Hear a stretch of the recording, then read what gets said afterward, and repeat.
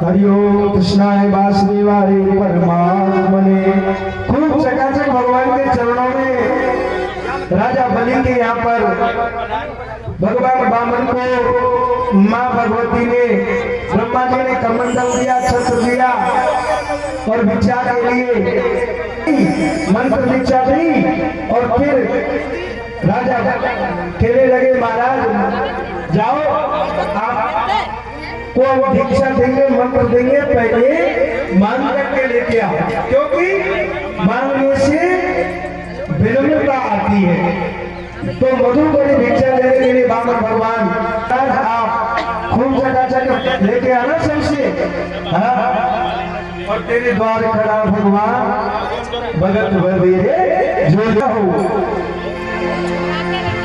तेरे द्वार खड़ा भगवान भगत बबेरे।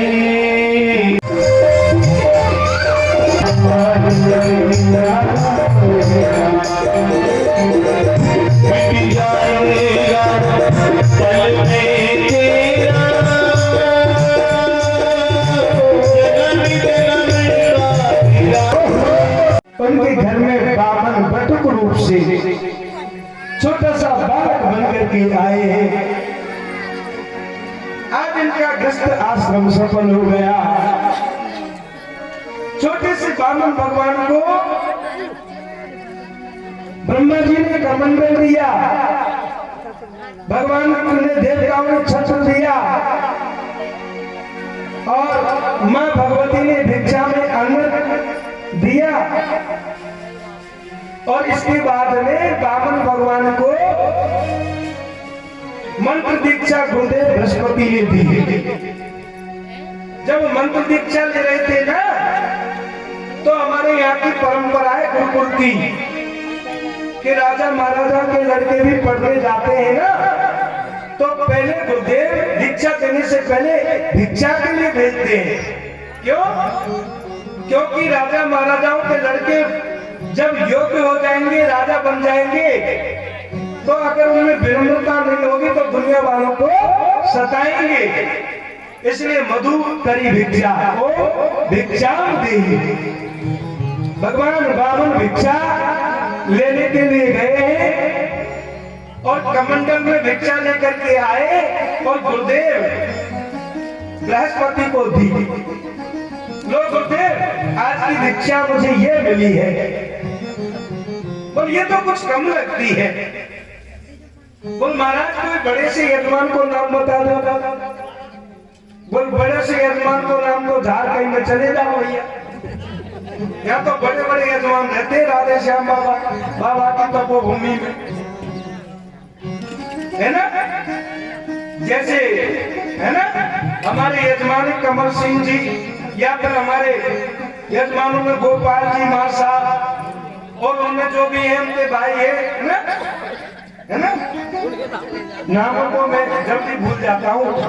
मैं दुनिया को बिना खाए भी नहीं भूलते, मैं खा के भूलता हूँ। और वो मां से लिया मांग करके, बोल कौन सा है भैया ऐसा बलि? बोल जाओ, वो बलि राजा नर्मदा के किनारे पर यज्ञ कर रहा है। राजा बलि के यहाँ पर वामन भगवान जाने लगे तो देखा बलि ने कि साक्षात स्वयं सूर्य नारायण ही तो धरती पर उतर के नहीं आ गए हो। ब्रह्मचर्य के प्रति उन तेजों में स्वरूप को देख करके और बलि राजा खड़े होकर के और वामन भगवान का स्वागत करने लगे। और ऊपर सोने के सिंहासन पर भगवान वामन को बैठाया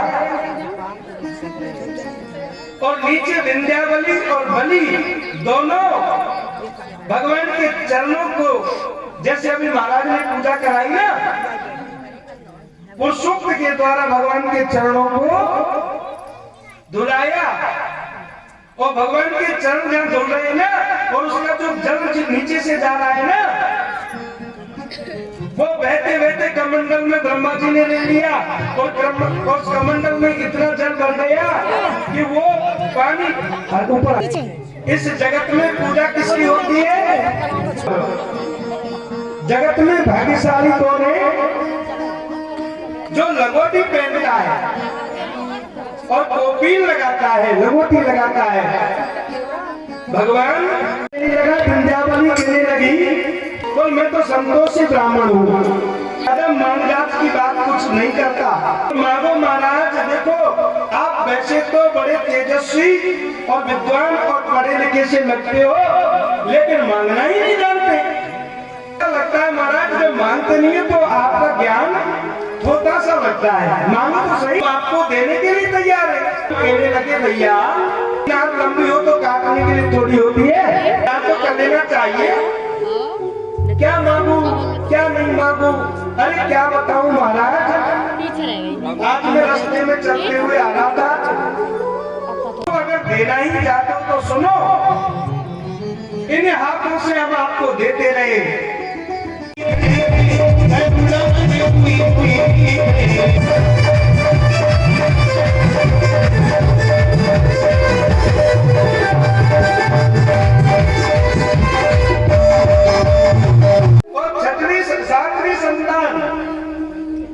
उसका गर्भपात करके भगवान ने शंकर वन से ये स्वयं बलराम रोहिणी के घर में स्थापित हो गई और बलराम जी का प्राकट गोकुल में ये वसुदेव जी की पत्नी रहती और उनके यहाँ पर हुआ।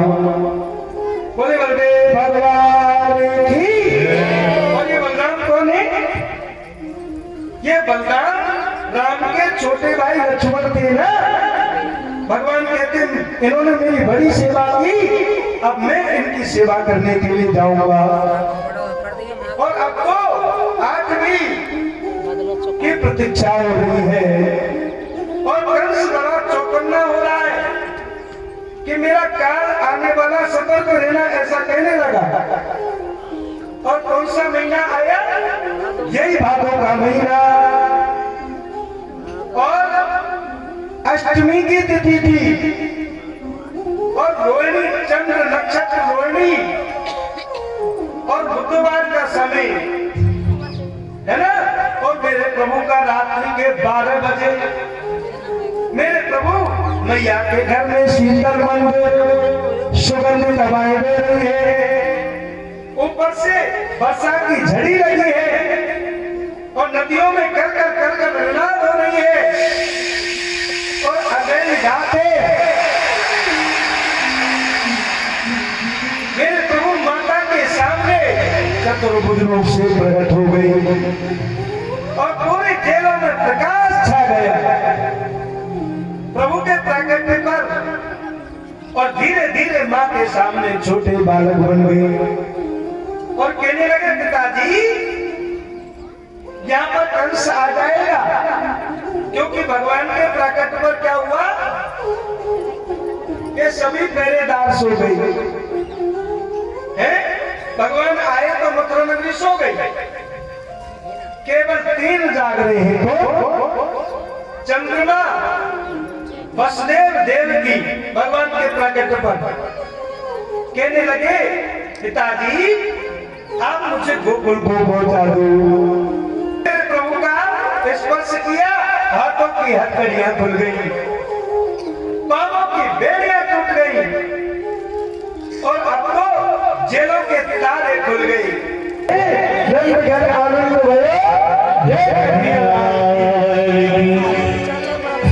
बारी बारी से आए और भगवान का पूजा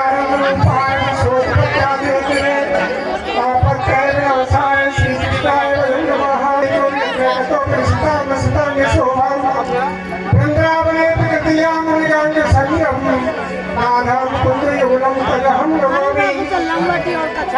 कृष्णाय वासुदेवाय देवकी नंदनाय च नंदगोप कुमाराय गोविंदा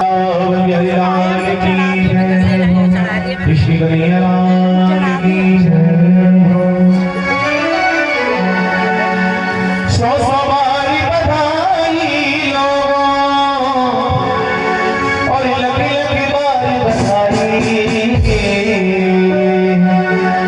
उड़ने के अंगना में बजी रही आज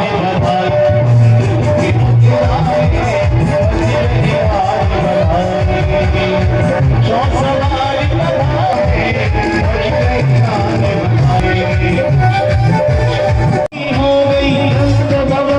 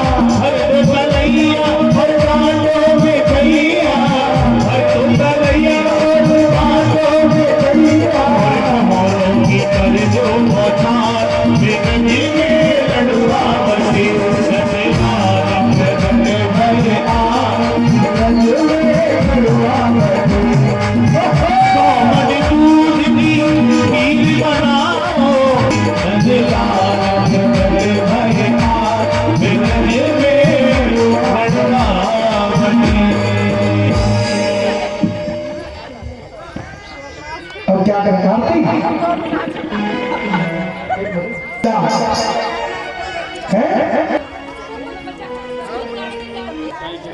इतने दूर से ना सुनो कान में मैंने रुई लगा रखी है आरती की तैयारी करो। देखो कल माखन चोरी लीला और कल 56 भोग बनेंगे और भगवान का प्रसाद 56 भोगों से है ना, तो कढ़ी बाजरा खीर चावल जन क्या क्या नमकीन मिठाई सब मिल करके 56 भोग भगवान को देवोत्तम पूजा। जिसके घर से अन्नपूर्णा आती है ना, अन्न आता है उसके घर अन्नपूर्णा जाती है। तो सब घरों से तैयारी करके लाना है कल गोवर्धन पूजा में सी आदि कर्पूर गौरव करना विकार संसार सारा बुझने निहार सदा वसंतम हितयार बिंदे भव भवानी से तम नमामि आरती बाल कृष्ण की आरती बाल कृष्ण की अभिनो जन्म सफल कर ली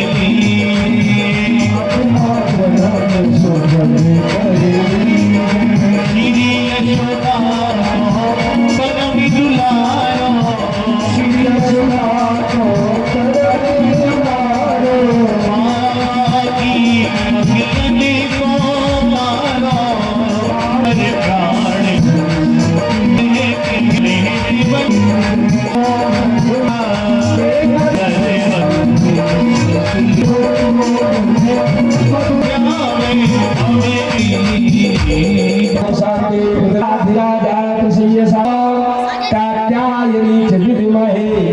सर्वशक्ति च धीमहि हनुमत् प्रचोदयात् हरिः कृष्ण प्रचोदयात् हरिं समर्पयामि